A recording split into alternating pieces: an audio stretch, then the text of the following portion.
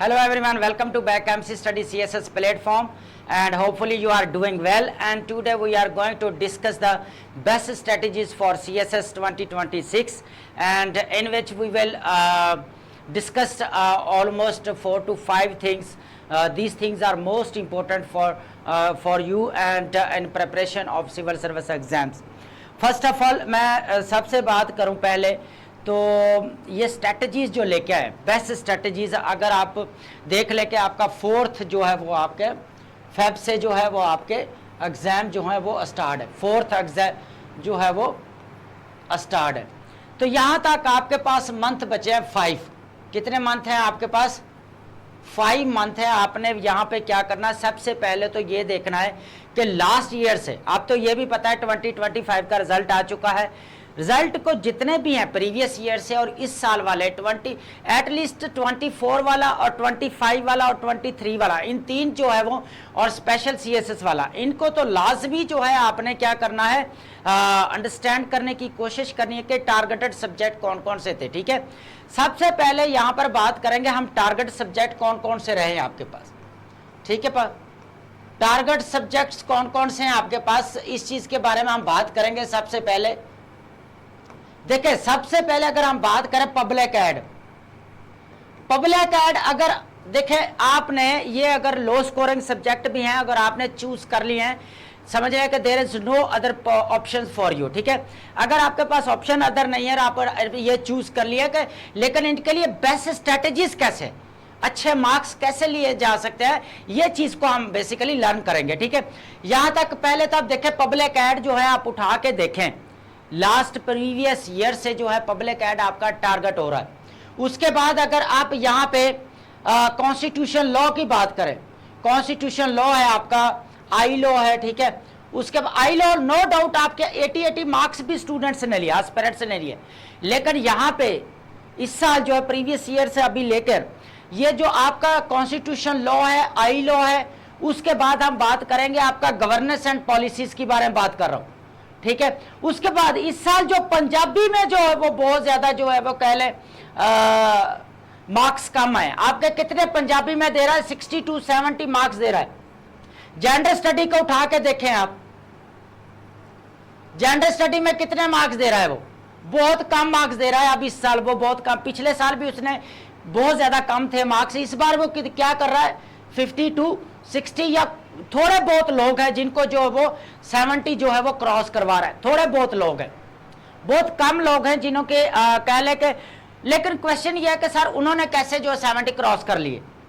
क्या उनका paper check करने वाला और था, एग्जामिनर चेकर और था? Question is that. इसका भी आंसर करेंगे कि बेसिकली प्रॉब्लम्स कहाँ है, मिस्टेक्स कहाँ है आपकी। ठीक है, आप बात करते हैं सबसे पहले टारगेट सब्जेक्ट की, कि होता क्या है, इसको कैसे टैकल किया जा सकता है। ये वो सब्जेक्ट है जिसको कैसे हम टैकल कर सकते हैं।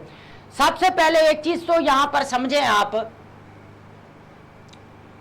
जितने भी टारगेट सब्जेक्ट है और आपने वो टारगेट सब्जेक्ट ही चूज किए हुए, सबसे पहले उसको आपने क्या करना है, पेपर प्रेजेंटेशन आपकी अच्छी होनी चाहिए। क्या होनी चाहिए?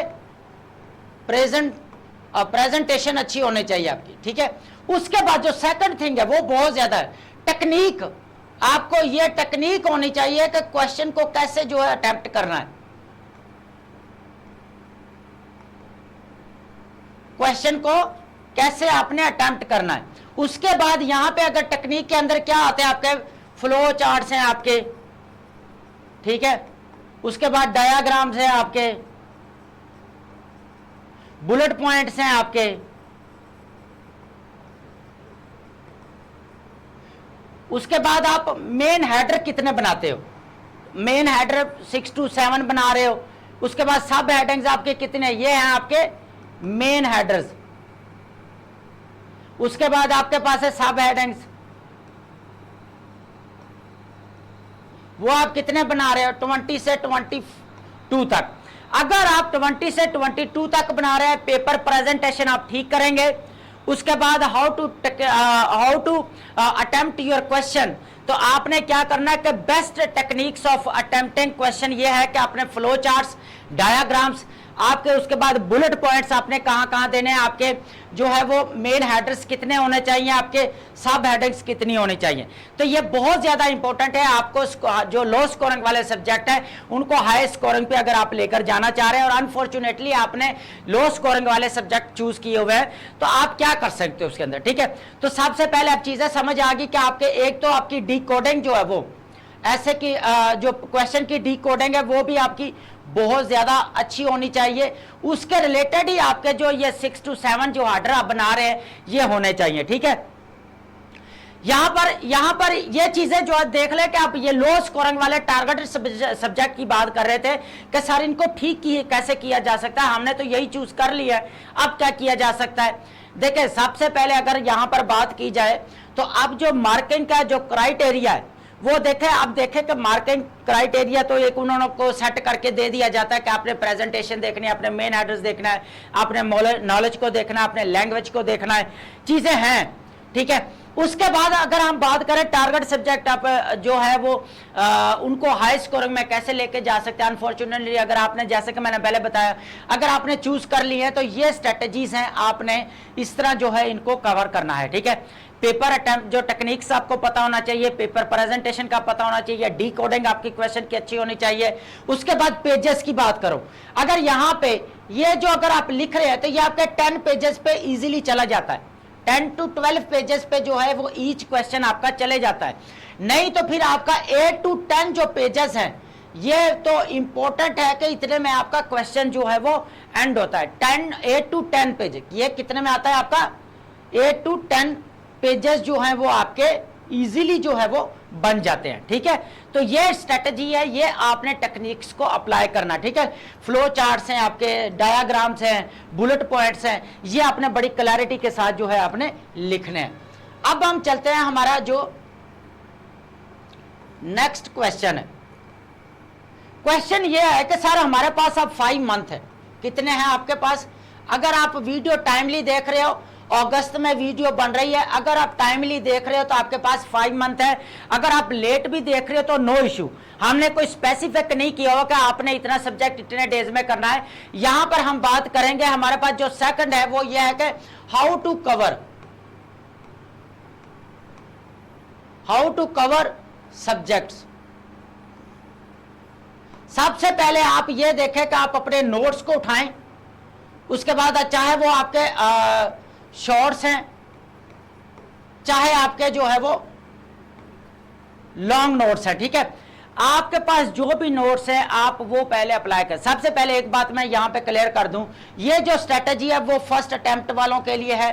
वो फर्स्ट अटेम्प्ट वाले वो वाले जो ऑलरेडी 6 मंथ उनको प्रेपरेशन करते हुए हो गए हैं, और सेकंड अटेम्प्ट वाले हैं हमारे, उसके बाद हमारे थर्ड अटेम्प्ट वाले हैं। तो ये स्ट्रैटेजी उनके लिए है, ठीक है। कोई भी जो अभी अगर कोई चाह रहा है कि मेरे पास 5 मंथ है और मेरे सर जी आप बता दें स्ट्रैटेजी, मैं प्रिपरेशन करना चाह रहा हूं एग्जाम की, तो मैं एक ही बात कहता हूं कि अटेम्प्ट बहुत ज्यादा कीमती होती है, don't try to waste it, ठीक है। इसको कभी भी जो वेस्ट मत करें, ये बहुत ज्यादा कीमती होती है अटेम्प्ट, ठीक है आपकी। उसके बाद आकर तो आपको 5 मंथ वाली मेथडोलॉजी मैंने पहले बताया कि ये जो 4 मंथ वाली और 5 मंथ वाली है ये तो चूरन बेचा जा रहा है, इसमें रियलिटी जो है वो कुछ भी नहीं है, ठीक है। तो यहां पर आपने बी सीरियस होकर, be practical and be positive होकर आपने सोचना है। अगर आप 5 मंथ में अभी अगर आज स्टार्ट करना चाह रहे हैं तो आपने ये जो है मिस्टेक नहीं करनी, आप नेक्स्ट ईयर एग्जाम दें 2027 में। लेकिन ये स्ट्रेटेजी वो उन लोगों के लिए जो फर्स्ट अटेम्प्ट वाले, जिनको 6 मंथ ऑलरेडी हो गए, ठीक है, और जो फर्स्ट अटेम्प्ट, जो सेकंड अटेम्प्ट वाले और थर्ड अटेम्प्ट वाले के लिए, ठीक है। अब यहाँ पे क्वेश्चन ये है कि सर ये जो हाउ टू कवर की बात कर रहे थे हम, तो सबसे पहले आप अपने नोट्स उठाएं और जितने भी शॉर्ट्स बनाए, आपने लॉन्ग बनाए, इनको रिवाइज में लेकर आए, इनको रिवीजन करने की कोशिश करें। सबसे पहले रिवीजन कैसे किया जा सकता है, देखें यहां पर जो बेस्ट स्ट्रेटेजी का है कि डेली बेसिस आपने क्या करें, अपनी एवेल्युएशन करवाएं। एवेल्युएशन डेली बेसिस के ऊपर, डेली एवेल्युएशन वाली हैबिट बनाएं, ठीक है। आप अपने पास जितने भी सब्जेक्ट्स हैं आप उनको क्या करें, डेली बेसिस पे जो है एवेल्युएट करवाएं, ठीक है। अब यहाँ पे एवेल्युएट या मॉक्स, या आपका मॉक्स टेस्ट सीरीज जो आपकी चल रही है आप वो भी दे सकते हैं, ठीक है। यहाँ पर मॉक टेस्ट सीरीज, यहाँ पे देखें मॉक टेस्ट सीरीज का पर्पस क्या है, एवेल्युएशन का पर्पस क्या है देने का। यहाँ पर क्वेश्चन ये है, सबसे पहले मैं एक बात यहाँ पे क्लियर कर दूं कि आपका सबसे पहले जो आपका मॉक टेस्ट सीरीज का पर्पस ये होता है कि आपको पता है कि how to attempt your questions in main exam, ठीक है। देन है कि how to analyse your content, कैसे आप जो है अपने कंटेंट है जो आपके पास मटेरियल है उसको आप कैसे एनालाइज करते हैं, ठीक है। उसके बाद how to attempt the question paper with your bestest techniques, ठीक है। उसके अंदर क्या आता है, आपके पास फ्लो चार्ट्स हैं, आपके डायग्राम्स हैं, आपके बुलेट पॉइंट्स हैं, उसके बाद आपके सब हेडिंग्स है, हेडर्स है, आपके सब हेडिंग्स है, आपकी डी कोडिंग है, D construction of your questions है, ठीक है। अब ये वो चीजें होती है जब हम एवेल्युएशन के दौरान हम सीखते हैं, लर्न करते हैं, या हम क्या करते हैं मॉक टेस्ट सीरीज के दौरान जो है हम चीजों को लर्न कर रहे होते हैं। तो यहां तक समझ आ रही है कि जिनके अभी भी जो है वो आपके कह लें कि अभी 5 मंथ है और जिनके अभी भी 3 से 4 सब्जेक्ट या 5 to 6 सब्जेक्ट पढ़े हैं, तो वो आप डिवाइड करें कि एक पर मंथ में अगर आप एक मंथ में 2 सब्जेक्ट को भी करें, जिनके 6 सब्जेक्ट रह गए, तो आप आगे नेक्स्ट मंथ में क्या करते हैं, 4 मंथ के अंदर आप कितने कर सकते हैं, 8 सब्जेक्ट को जो है आप कंप्लीट कर सकते हैं, ठीक है। आप फिक्स कर लें कि आपका जो लास्ट मंथ है, लास्ट मंथ जो आपका जैन वाला मंथ है, जैन वाले मंथ में आपने क्या करना है, यहां पर जैन वाला मंथ आप क्या करें, रिवीजन के लिए रखें। क्या करना है, आपने रिवीजन के लिए आपने रखना है, ठीक है। जनवरी का मंथ जो है वो आपका रिवीजन का होना चाहिए। सबसे पहले आपने 4 मंथ है आपके पास, ठीक है। आप इन 4 मंथ के, आपके पास 4 मंथ है, आपने 4 मंथ के अकॉर्डिंग चलना है। लास्ट मंथ जो है वो आपका रिवीजन का होना चाहिए। मैं बार बार एक चीज बड़ी स्ट्रिक्टली कह रहा हूं, ठीक है। यहां तक आपने क्या करना है कि जो आपका 4 मंथ्स है, आपका 4 मंथ अगर एक देखें यहां पे देखें कि एक मंथ में अगर आप 2 सब्जेक्ट को कवर करते हैं, 15 डेज में अगर एक सब्जेक्ट को आप कवर करते हैं, तो मोर देन इनफ है आपके पास टाइम। अगर आप पहले से प्रेपरेशन कर रहे हैं, आपको 5 to 6 मंथ हो गए, फर्स्ट अटेम्प्ट वालों की बात कर रहा हूं, तो आप इजीली कर सकते हैं। सेकंड अटेम्प्ट वाले आप ट्राई करें कि जितना हो सके as possible as you should revise your syllabus, ठीक है। जितना भी हो सके आपने अपने सिलेबस को रिवाइज करना है, ठीक है। रिवीजन में लेकर जितनी आप चीजें रिवीजन करेंगे बार बार, उतना ही आपका नॉलेज पॉलिश होगा, आपको चीजें जो है वो क्लैरिटी के साथ जो है वो आना शुरू हो गई। उसके बाद आपको रट्टा मारने वाली कंडीशन में नहीं आना पड़ेगा, ना रट्टा मारने की जरूरत है, ठीक है। अब यहां तक समझ आ गई कि आपने 4 मंथ आपके पास आ गए। अब यहां पे ये था कि हम सब्जेक्ट को कैसे कवर कर सकते हैं, तो ये एक स्ट्रेटेजी होगी। उसके बाद हम मॉक टेस्ट सीरीज के जरिए भी आप अपने सब्जेक्ट कवर कर सकते हैं। मॉक टेस्ट सीरीज या डेली एवेल्युएशन करवाते हुए भी आप अपने सब्जेक्ट कवर कर सकते हैं। उसके बाद आप डेली बेसिस पे जो है अपना एक मंथ के अंदर 2 सब्जेक्ट को फिक्स करें, ताकि 4 मंथ के अंदर आपके 8 सब्जेक्ट जो है वो खत्म हो जाएंगे। लेकिन ऐसे आपका ऐसे और प्रेसी ये जो है आपने इसको डेली बेसिस पे कितना टाइम देना है, 2 to 3 आवर्स जो है आपने देने हैं। कितने देने हैं आपने, 2 to 3 आवर्स जो है वो आपने किसको देने हैं, ऐसे और प्रेसी राइटिंग को देने हैं, ठीक है। ऐसे राइटिंग को भी देने हैं और प्रेसी भी आपने 2 और 3 आवर्स।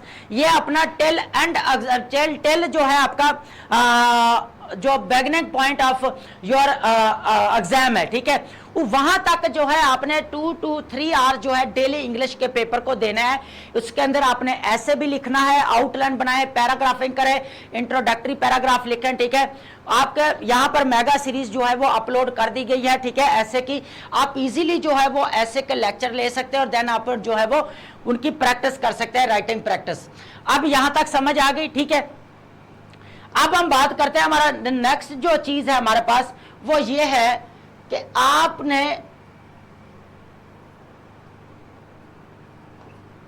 वन मिनट करना क्या है।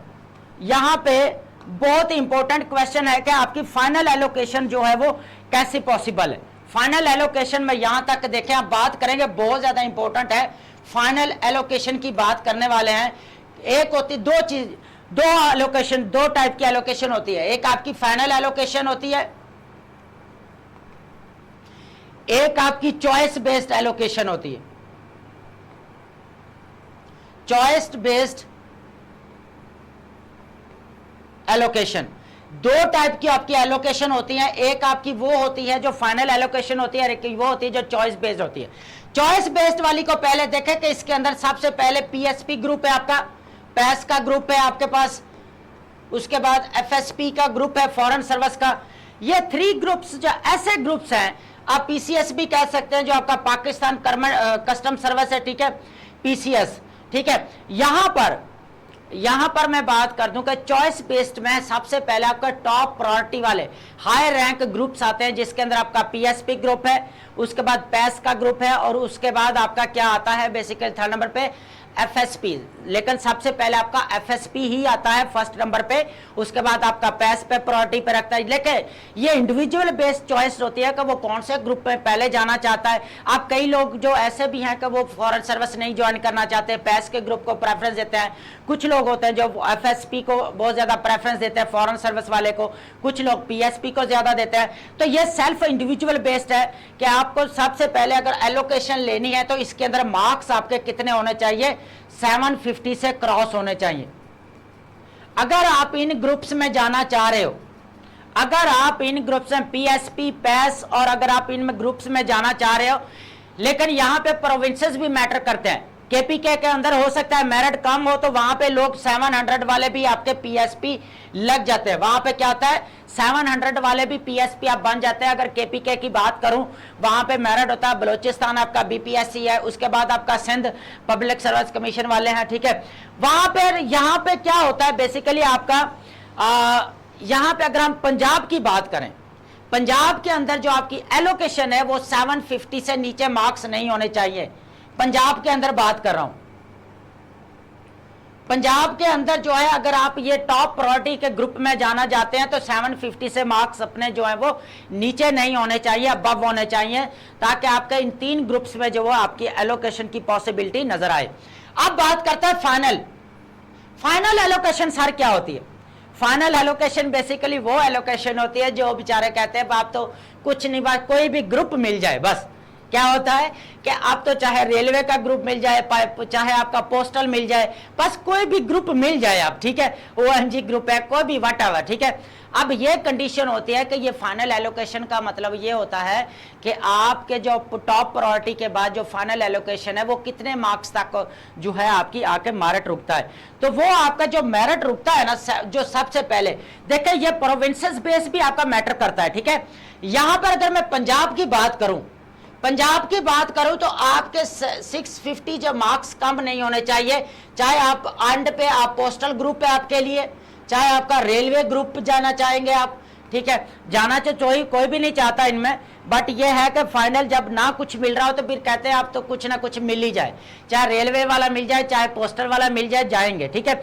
लेकिन ये फाइनल एलोकेशन तक आपको कितने मार्क्स चाहिए, 650 कितने चाहिए, पंजाब की बात कर रहा हूं। केपीके के अंदर आप कंप्रोमाइज कर सकते हैं कि आप 610, 618, 620, 630 तक जो है आपकी फाइनल एलोकेशन हो जाती है, आप किसी भी ग्रुप में जो फॉल कर जाते हैं। अब सिंध में थोड़ा सा कंप्रोमाइज हो जाता है कि वहां पर जो लास्ट जो हमारा एलोकेशन हुई थी उसके अंदर ये था कि आपके जो है वो ऑलमोस्ट 191 लोगों की एलोकेशन नहीं हुई थी, जिसमें आपका ऑलमोस्ट 30 से 33 लोग सिंध के थे, ठीक है। तो वहां भी जो एलोकेशन कंप्रोमाइज हो जाती है, तो वहां तक भी आपने फॉर्मूला यही है कि आपका 650 तक क्रॉस होने चाहिए आपकी फाइनल एलोकेशन। मीन्स आपके जो कह रहे हैं आप कोई भी ग्रुप नहीं मिले, कोई ना कोई ग्रुप मिल जाए, बस वो वाली एलोकेशन। लेकिन अगर टॉप प्रायोरिटी की बात करूं तो 750 से आपके मार्क्स नीचे नहीं होने चाहिए अगर आप टॉप ग्रुप में जाना चाहते हो तो, ठीक है। टॉप ग्रुप में अगर आप जाना चाहते हो, पीएसपी है, पैस है, आपका एफएसपी अगर इनमें जाना चाहते हो तो आपके 750 से क्रॉस नंबर होने चाहिए, ठीक है। उसके बाद आपका वाइवा होना है या आपका इंटरव्यू होना, उसके अंदर आपके मार्क्स जो बहुत अच्छे होने चाहिए, ठीक है, ताकि आपका जो ओवरऑल जो मेरिट बने वो इस हिसाब से बने कि आप टॉप पर जो है जितने भी आपके टॉप रैंक जितने भी आपके ग्रुप्स हैं आपका उसमें जो है आप फॉल कर जाए। तो ये हमारा था basically final allocation and choice based allocation. तो यहां तक आप समझ आ गई कि सबसे पहले क्या किया हमने, टारगेटेड सब्जेक्ट को डील किया है कि अगर टारगेट सब्जेक्ट हो रहे हैं लेकिन उनका सोल्यूशन भी तो है ना, उनको कैसे टैकल किया जा सकता है। तो सबसे पहले हमने यहां पर यह देखा कि आपकी पेपर प्रेजेंटेशन, आपकी paper techniques, flow charts, diagrams, bullet points, उसके बाद कोडिंग, डिकोडिंग जो आपके क्वेश्चन की है, सब हेडिंग्स कितनी होना चाहिए, मेन हेडर्स आपके कितने 5 to 6 होने चाहिए, सब हेडिंग्स आपके 20-22 होनी चाहिए, आपके पेजेस आपके 8 to 10 होने चाहिए या 8 to 11 आपके 12 तक पेजेस हो सकते हैं, ठीक है। ईच क्वेश्चन में आपने बैलेंस अप्रोच के साथ चलना है, ठीक है। अब यहां पर जो है यहां तक वो चीजें हो गई। उसके बाद हमने किया कि मॉक टेस्ट सीरीज के जरिए आपको क्या फायदा होता है। मॉक टेस्ट सीरीज के जरिए आपकी एनालिसिस अच्छा होता है, आपका नॉलेज पॉलिश होता है, आपके अंदर जो एक पेपर टेक्निक होती है वो आ जाती है, आपको पता चलता है क्वेश्चन को कैसे कॉम्प्रिहेंड करना है, कैसे इसको टैकल करना है, ठीक है। टाइम मैनेजमेंट की बात आ जाती है, टाइम टेबल की बहुत ज्यादा इंपॉर्टेंट है। टाइम टेबल क्या होता है, टाइम टेबल जो है वो बहुत ज्यादा इंपॉर्टेंट है। एग्जाम के अंदर आपने अगर टाइम टेबल अगर आप नहीं मैनेज कर पा रहे तो आप क्वेश्चन को जो पेपर है वो कंप्लीट नहीं कर पाएंगे।